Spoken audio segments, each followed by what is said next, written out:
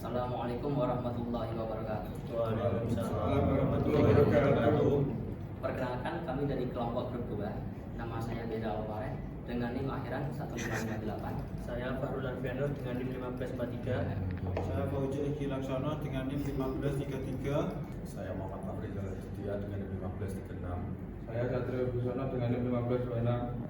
Pada kesempatan kali ini, kami akan mempresentasikan hasil perbandingan dan analisis mengenai perbandingan algoritma grab pada kasus DFS dan DFS serta algoritma pathfinding and programming pada kasus algoritma ASTAR dan Dijkstra. Pertama, yaitu algoritma DFS, kami serahkan kepada Mas Fahrul. Monggo dipersilakan.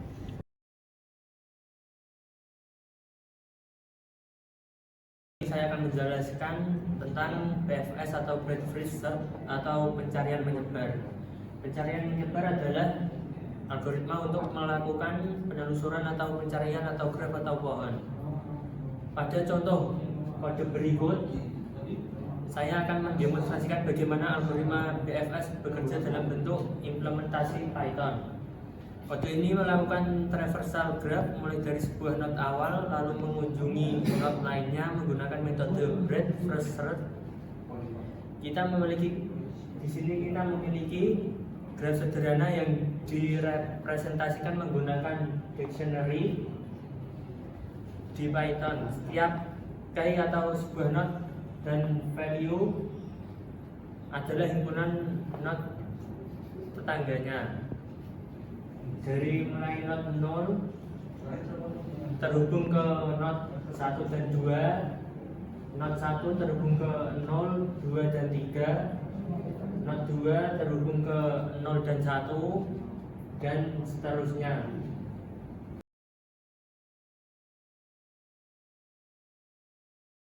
Menjelaskan kode fungsi DFS. Pada awal fungsi kita menyiapkan visit stack. Stack dipilih karena DFS menggunakan prinsip LIFO, yaitu elemen terakhir yang masuk akan dikeluarkan paling dulu. Kemudian kita melihat semua tetangga dari nobel tersebut agar urutan DFS konsisten. Tetangga kita menggunakan refer.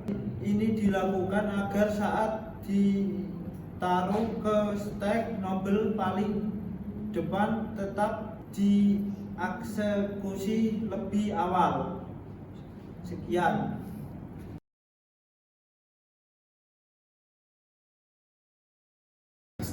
Dijkstra adalah algoritma untuk mencari jalur terpendek dari satu node awal ke node tujuan dalam graf berbobot positif.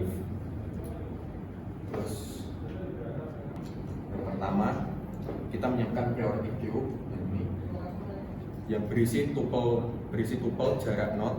Kita juga membuat directory disk untuk menyimpan jarak minimum ke setiap node yang awalnya diset ke tak hingga kecuali node yang awal bernilai 0. Terus loop Dijkstra. Selama priority queue tidak kosong, kita mengambil node dengan jarak paling kecil menggunakan headpop. Terus node inilah yang akan dieksekusi berikutnya.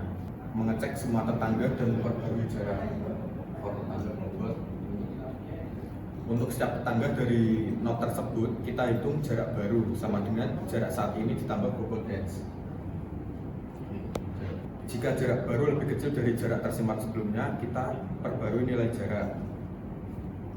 Sekian dari saya, selanjutnya akan dibahas oleh teman saya.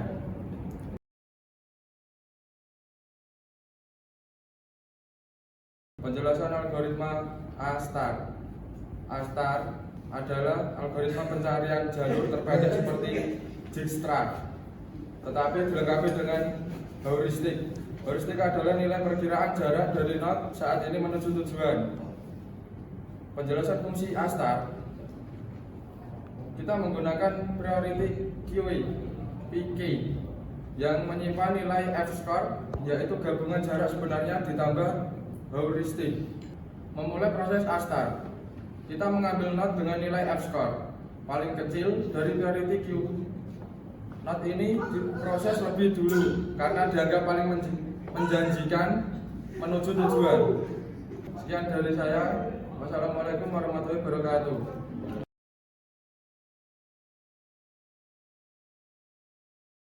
Selanjutnya saya akan menjelaskan grafik untuk hasil perbandingan antara 4 algoritma, yaitu pertama algoritma BFS, kemudian DFS, lalu satu kasus lagi untuk algoritma pathfinding adalah untuk algoritma Dijkstra dan A-star. Pertama, grafik ini menunjukkan perbandingan waktu untuk eksekusi untuk membandingkan antara 4 algoritma tersebut. Kemudian kita lihat di kolom DFS di sini. Untuk DFS punya waktu pertumbuhan paling signifikan atau yang paling stabil dan termasuk yang paling tercepat antara algoritma lain seperti DFS, Dijkstra, A-star dan selisih lainnya. Kemudian untuk algoritma yang kedua pada kasus yang pertama, di sini ada algoritma DFS atau yang kepanjangan dari Deep First Search. Di sini algoritma tersebut DFS ini cenderung lebih lambat pertumbuhannya karena eksplorasi lebih mendalam dan lebih spesifik. Algoritma ini dapat menyebabkan overheat atau stuck bila mana kita memberikan input atau nilai n yang di sini melebihi 1000 atau 4000, misalnya 6000, maka secara kasarnya kode perintah Python akan error. Kesimpulannya, BFS algoritma BFS paling efisien untuk pencarian sederhana. Kemudian algoritma DFS tidak ideal untuk graf atau graf yang besar dikarenakan ada overfit atau stack. Kemudian untuk Dijkstra dan A-star lebih mahal secara komputasi.